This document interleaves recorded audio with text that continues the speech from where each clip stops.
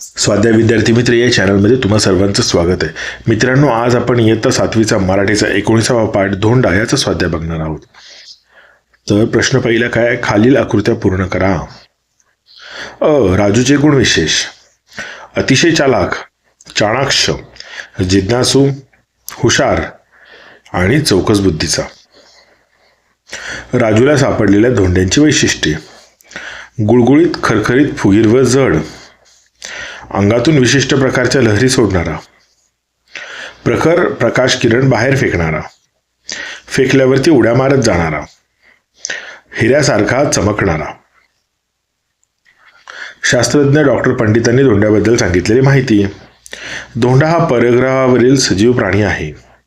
मानवापेक्षा कित्येक पटीने तो बुद्धिमान असतो. सजीवांबरोबर तो निर्जीव वस्तू देखील गिळू शकतो. प्रजनन क्षमता असल्यामुळे दुसऱ्या धोंड्यांची निर्मिती करू शकतो आणि अमेरिकेच्या एका प्रांतात हे धोंडे नुकतेच सापडलेत. हे केव्हा घडले ते लिहा. राजूला नवीन धोंड्याची गंमत वाटली. गुळगुळीत नवीन धोंड्यासह राजूने पूर्वीपेक्षा कमी जोर लावून जेव्हा फेकला तेव्हा तो चेंडूसारखा उड्या मारत गेला. हे जेव्हा घडले तेव्हा राजूला नवीन धोंड्याची गंमत वाटली. प्रखर प्रकाशातही राजूचे आईबाबा झोपले होते.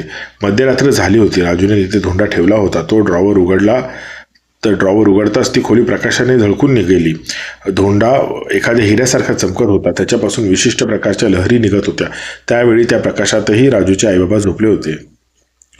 राजूच्या मेंदूवर झोपेचा अंमल चढू लागला. धोंड्यापासून एक लहान धोंड्याची निर्मिती झाली हे राजूने पाहिले. 2 प्रकाशमय धोंडे त्याला स्पष्ट दिसत होते. नंतर हळूहळू धोंड्यांचा प्रकाश लुप्त होऊ लागला.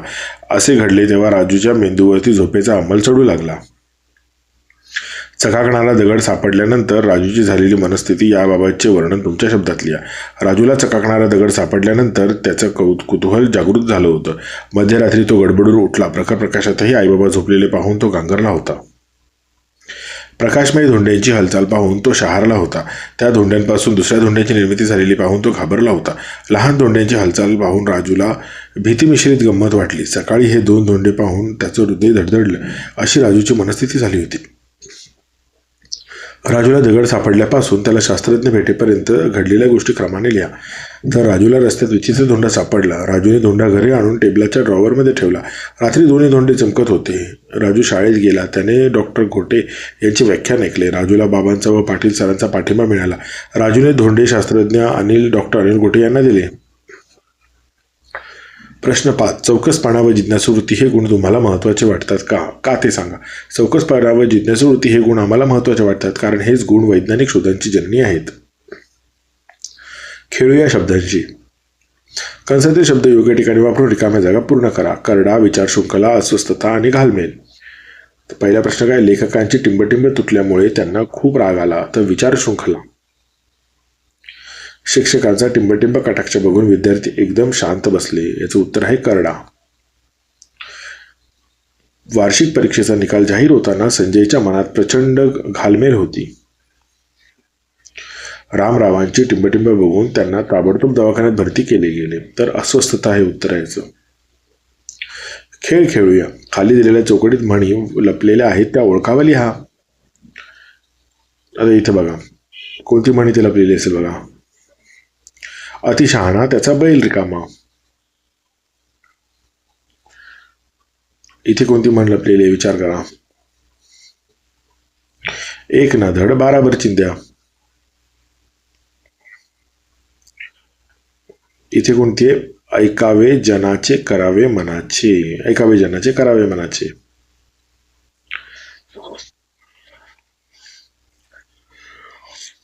लिहिते होऊया. राजूला ज्याप्रमाणे अनोखा धोंडा सापडला त्याप्रमाणे तुम्हाला कधी वेगळ्या वस्तू सापडल्या का? त्या कोणत्या होत्या? होय, मला एकदा शाळेजवळ मैदानात एक जुने वेगळ्या आकाराचे नाणे सापडले होते. ते इतर नाण्यापेक्षा जड आणि त्यावर वेगळी चिन्हे होती. सुरुवातीला मला ते साधे नाणे वाटले पण नंतर कळाले की ते जुने चलन होते. ती वस्तू पाहून मला इतिहासाविषयी कुतूहल वाटू लागले. विद्यार्थ्यांनो, तुम्हाला आवडलेल्या राजूच्या कथेचा शेवटचा भाग हा काल्पनिक विज्ञान कथेचा भाग आहे. या पाठाचा शेवट बदलून वेगळ्या प्रकारे कथा पूर्ण करण्याचा तुम्ही प्रयत्न करा. तर राजूला सापडलेला अनोखा धोंडा चमकत होता. सुरुवातीला सगळ्यांना तो साधा दगड वाटला पण राजूने तो विज्ञान प्रदर्शनात नेला. तिथे शिक्षकांनी तपास केला असता तो दुर्मिळ खजिन्याचा तुकडा असल्याचे समजले. त्या धोंड्यामुळे शाळेला राज्यस्तरीय स्पर्धेत बक्षीस मिळाले. राजूच्या जिज्ञासू वृत्तीमुळे त्याला लहान वैज्ञानिक हा किताब मिळाला. पुढे जाऊन राजूने विज्ञान शाखेत शिक्षण घेऊन खरा शास्त्रज्ञ होण्याचा निर्धार केला. अशा प्रकारे कथा प्रेरणादायी शेवटाने पूर्ण होऊ शकते. वेगळ्या पद्धतीने केलेलं तुम्ही तुमची अजून विचार करा आणि अजून वेगळा एखादा शेवट देता आला तर द्या या कथेला. दोन शास्त्रज्ञ राजू यांच्यात काय बोलणे झाले असेल ते संवाद रूपाने लिहा. शास्त्रज्ञ 1: राजू, तुला हा धोंडा कुठे सापडला? राजू: सर, मला तो नदीकाठी खेळताना सापडला. तो वेगळा दिसत होता म्हणून मी जपून ठेवला. शास्त्रज्ञ 2: खूप छान, तुझी निरीक्षण शक्ती चांगली आहे. तुला माहिती आहे का हा साधा दगड नाही? राजू: खरंच? मग हा काय आहे सर? शास्त्रज्ञ 1: हा दुर्मिळ खजिन्याचा तुकडा आहे. अशी वस्तू सहज सापडत नाही. राजू: मला खूप आनंद झाला. शास्त्रज्ञ 2: तू अशीच जिज्ञासा ठेव. भविष्यात तू नक्कीच मोठा वैज्ञानिक होशील. राजू: धन्यवाद सर, मी नक्की प्रयत्न करेन. आपण समजून घेऊया. खालील शब्द वाचा. ओके.